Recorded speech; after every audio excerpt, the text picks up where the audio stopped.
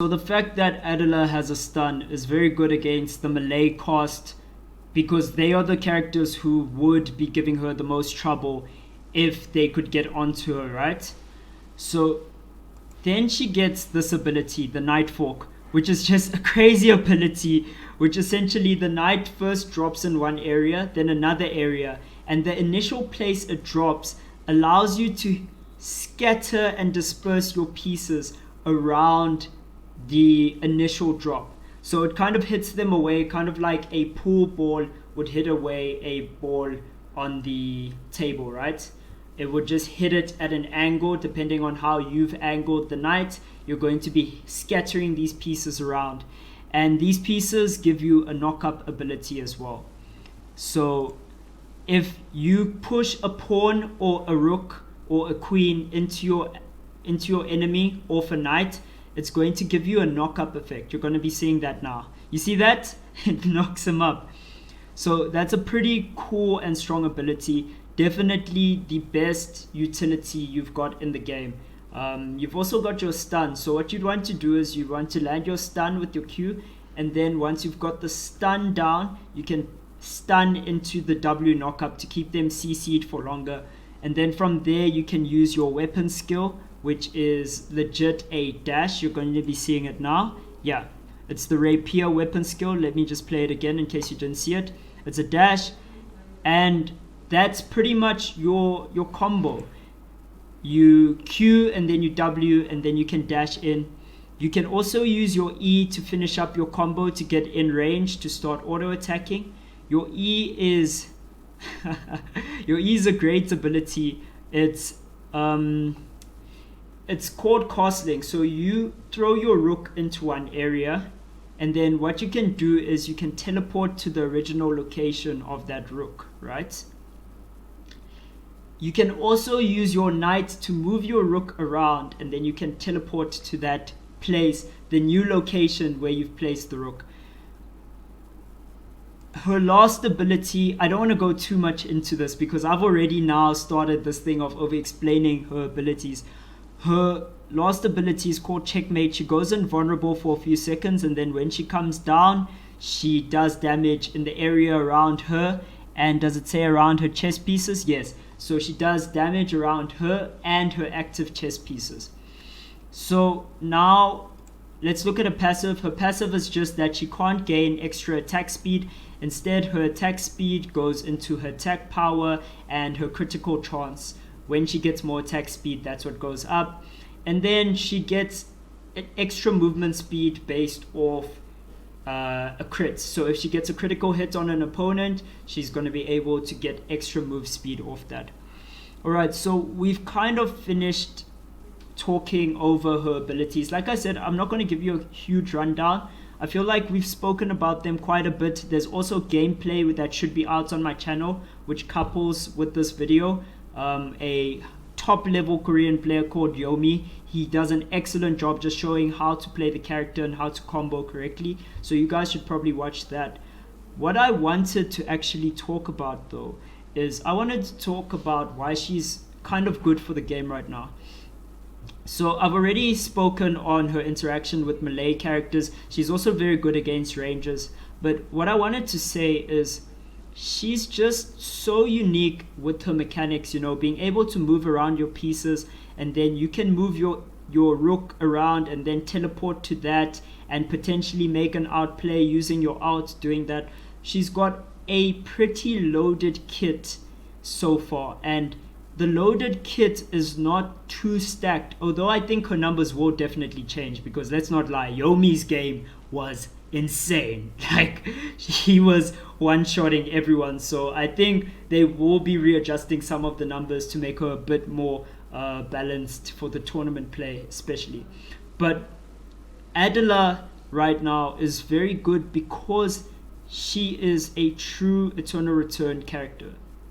She's a character where we can we're starting to see the game take into its own self. You know, it's now becoming its own game with its own unique characters and its own unique mechanics, which are going to start forming based off characters like Adela. This is so important for it because for a while, people, when they jump into the game, they're going to think like, oh, it's just another MOBA clone, it's just another Dota or another League, another Heroes of the Storm, you know, we've played this before, we're tired.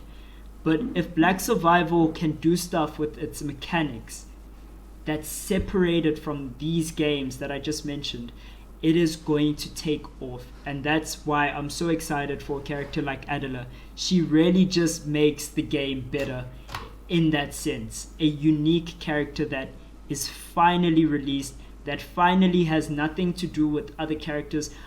Albeit she does play a little bit like Syndra from League of Legends with the ability to like move her Q ability. But I think before I mentioned that, you wouldn't have really been thinking about it like she's a Syndra clone. She doesn't feel like it. You know, you can't really call her a Syndra clone. She's Adela. You know, now she's the kind of character that I can now, if League ever releases a character like her, I can be like, oh, this character kind of plays like Adela from Eternal Return. That's so important to be able to say, because for the longest of time, it's been the other way around. All right, that's my thoughts on Adela. Now we're going to touch on an interesting thing that happened is that I actually called that her abilities were going to be like this. And the reason why I called them, and that's why I'm so happy of how she is on release, I was on Reddit, right? And we can just read this post. I said 2 weeks ago when Kathy dropped, I said, been waiting for Kathy to drop since the announcement. I actually like her kit. This is almost exactly how I envisioned it. So I kind of wanted Kathy to have like that assassin gameplay where she's, you know, cutting people up and using that R where she slices people up. I liked Kathy's kit. She seemed to be in a very good place. I think the thing which made her very scary was the passive, which was it gives you, what's this? It gives you true damage based off max HP, which was just like, whoa, okay, this is a bit strong, guys. So you were doing true damage to people. I think that's what made her very strong. So that's how, so I say that I envisioned Kathy like this. And someone happened to ask me on Reddit, I'm hiding their name because I'm not sure that this user wants to be seen, but they asked me, how do you see Adela, right? And I said 14 days ago, 2 weeks ago, I was like, pawn, knight, rook, and king are probably going to be her Q, W, E, and R. I was right about 3 of those, and technically I was also right about her alt. She is the king piece in this whole setup. So her R is being used on her technically. So I was kind of right about king, but I thought it was going to be a king piece. But it was actually the queen piece that they showed here in the concept art. And I said, so she might summon totems, and I think she'll keep her promotion ability from Black Survival as her passive. It's not a passive, it's actually her Q. I'm not sure about her playstyle though, since she uses both guns and blunt weapons in Black Survival. But honestly, I would prefer her to play more like a mage than a marksman and a bruiser. So a lot of the playstyle and suggestion type things that I made ended up coming true. I kind of called what Nimble Neuron would be doing with this character. And this does not make me a prophet by any means. It's what's going to lead us into the next part of our video, which is actually Adela's character design and concept art and some of the other characters which have been announced. So Nimble Neuron loves releasing characters first through teasing them by releasing the concept art.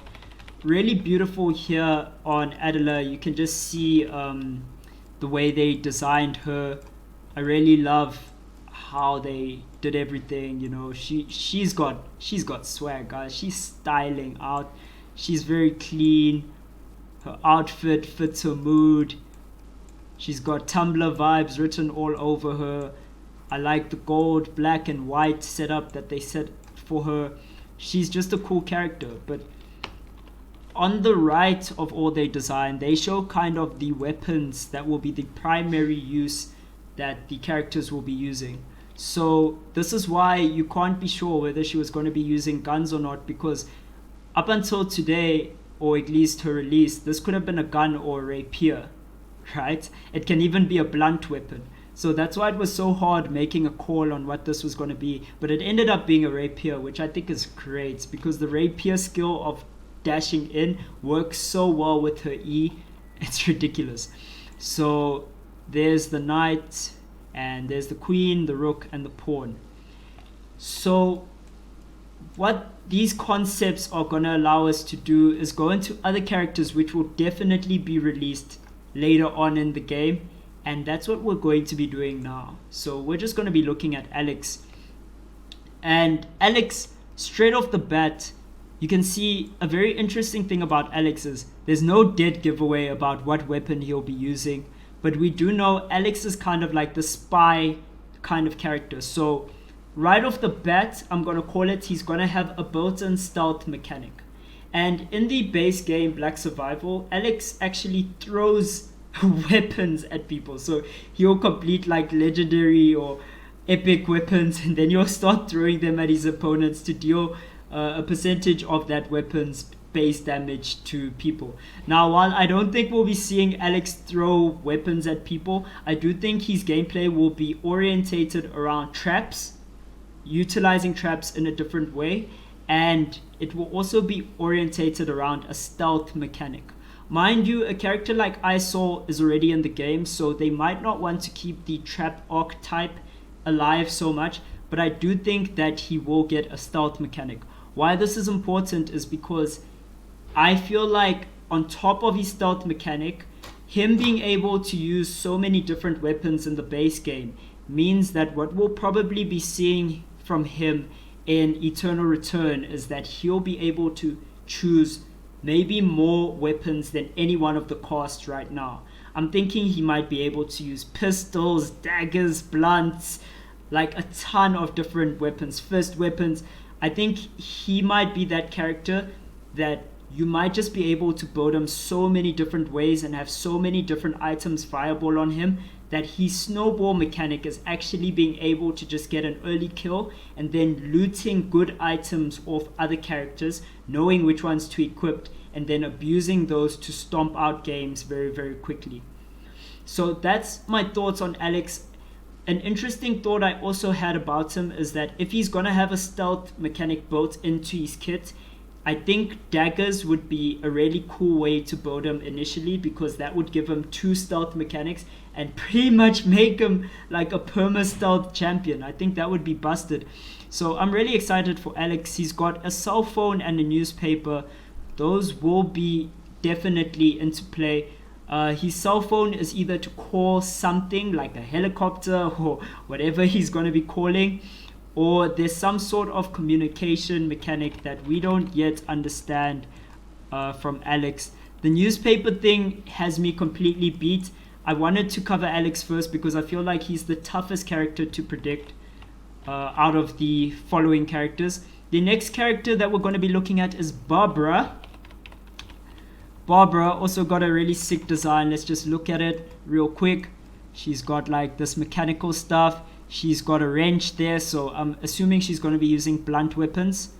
Blunt weapons or thrown weapons is my call for her. She's got this weird backpack on her, and it looks like it's got some gun sort of attachments on it, right? So I'm guessing she will have some sort of ability that's just like a skill shot, a laser type thing on her. And then she's got what I think is her best and most interesting mechanic. If you look here on the right, she's got turrets. These things have feet, right? So the fact that they have feet means they will be on the ground and you'll be able to set these things up as turrets.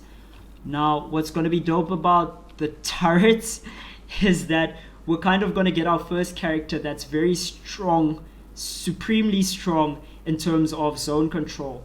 And Adela has shown now how a character can be released and zone control becomes such a big thing. But I'm talking zone control in terms of vision. Barbara will be able to place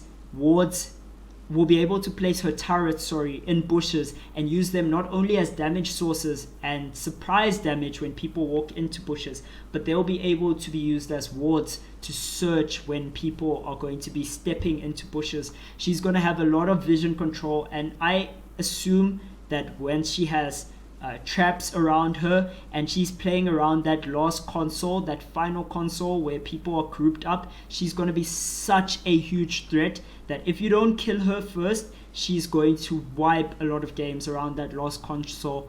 She's also going to be very strong in teams if her design is this turret gameplay type thing that I'm talking about. The only thing that I feel she'll be weak at is she'll need a way to protect herself, some sort of mechanic. And I'm guessing that mechanic, she's a mechanic. I'm guessing that it will have something to do with her bag. Her bag will have some sort of mechanics, but the only things that I can really call right now is that she's got a projectile. She'll be using blunt or thrown items. I love her design, and she will have turrets that she can place, and that's what's going to make her a very, very strong character in the game. I'm so excited for Barbara. I think she's also going to be one of those healthy characters like Adela. Okay, let's move on to another character I'm really excited for, which is Sua. Look how cute Sua looks just right off the bat. Sua with the cute green eyes there, kind of got clovers, like a 3-leaf clover in her eyes, and then the 4-leaf clover seems to be her emblem. She's got some laurel wreaths there, maybe hinting at an item she can use. Nudge, nudge, wink, wink. Sua is a very interesting character because I think she'll be a mix-up between a mage and a bruiser. So what I'm envisioning is something like Jace from League of Legends, something that a character that kind of plays from a distance, hits people with autos, hits people with range from far ranged abilities. You know, she casts spells, maybe has a little bit of healing. She looks like a very healthy character. The green represents vitality usually.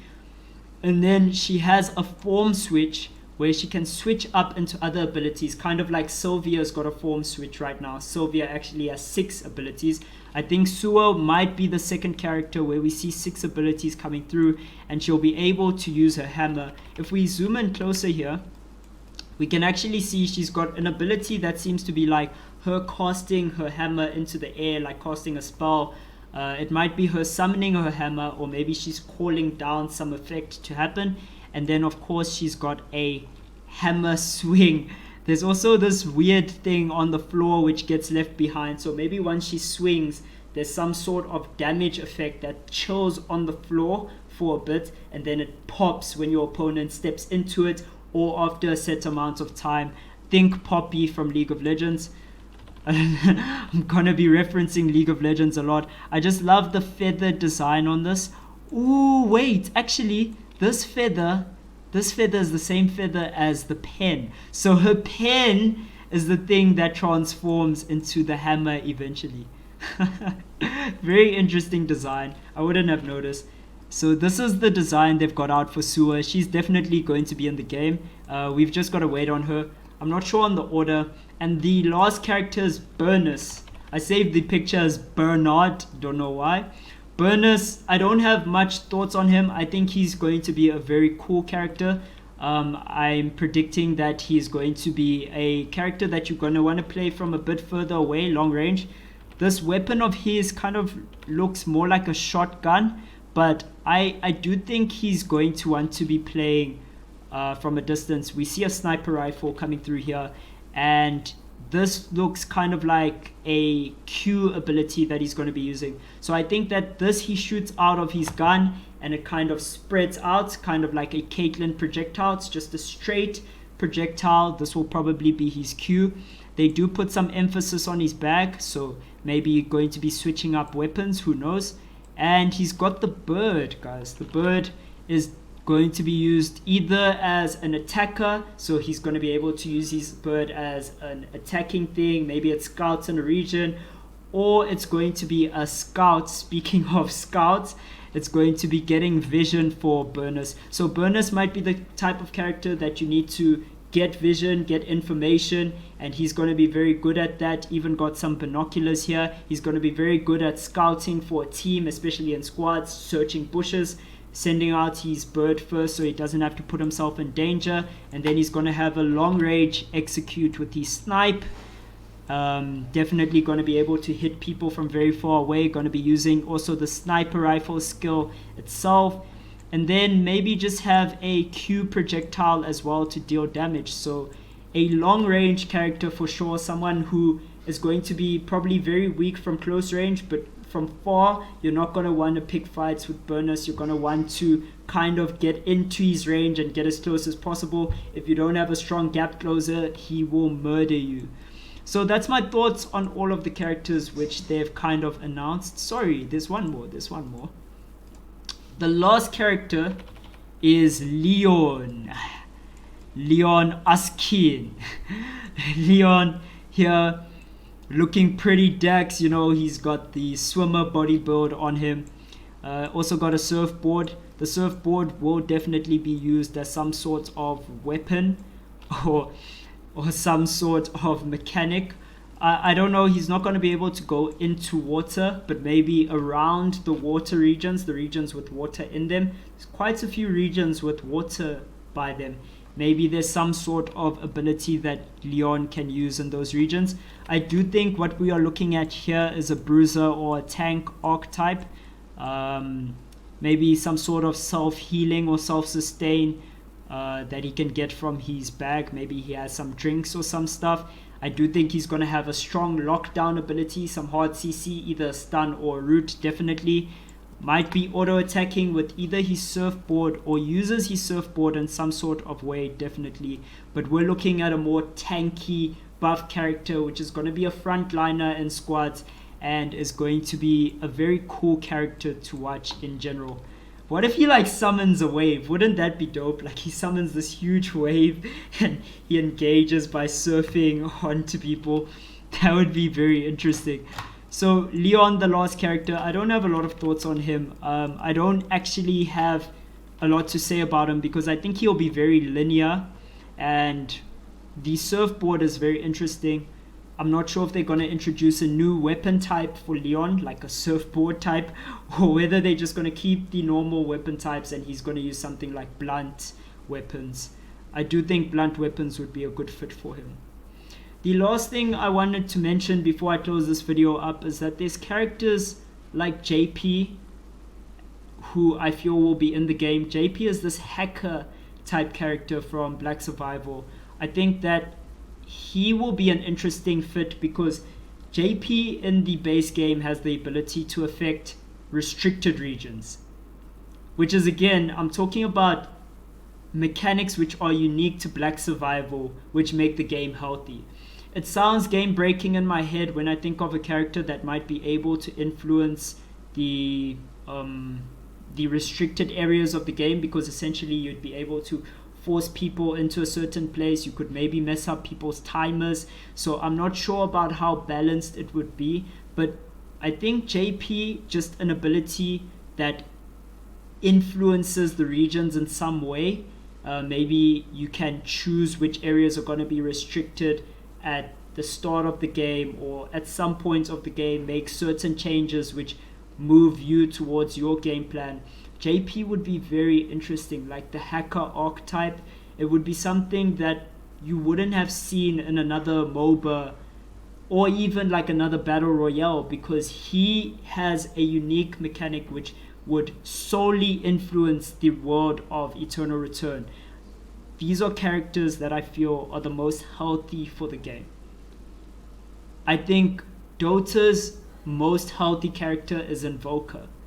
Invoker, just his ability to be able to make new abilities off of other abilities, mix spells and get new spells up. Invoker is a healthy character for Dota 2. Lee Sin on release was a healthy character for League of Legends, with the ward jumps and the Qs into the dashes, into the kicks. Lee Sin became a very healthy character because he provided something that players wanted to not only abuse, but to just get good at, to be stylish on, and to make next level plays on. So that's kind of my thoughts. JP, I think, will be coming out soon. I hope Jan will be coming out. Jan is like this kickboxer kind of archetype, speaking of Lee Sin. And then Jenny is an actress from Black Survival, the base game. Jenny is another character who I think we might be seeing pretty soon because, of course, skins need to be sold, and that's a big deal. Guys, I've been ranting for such a long time. I hope you guys enjoyed the video. I hope this didn't drag on for too long. Let me know what you think about this kind of content. Did you enjoy it? Was it boring? Please give me feedback on this, because if you enjoyed it, I would be doing more and kind of breaking down my thoughts on this type of stuff outside of the game a bit more. Thank you guys for watching. I'm out. Peace.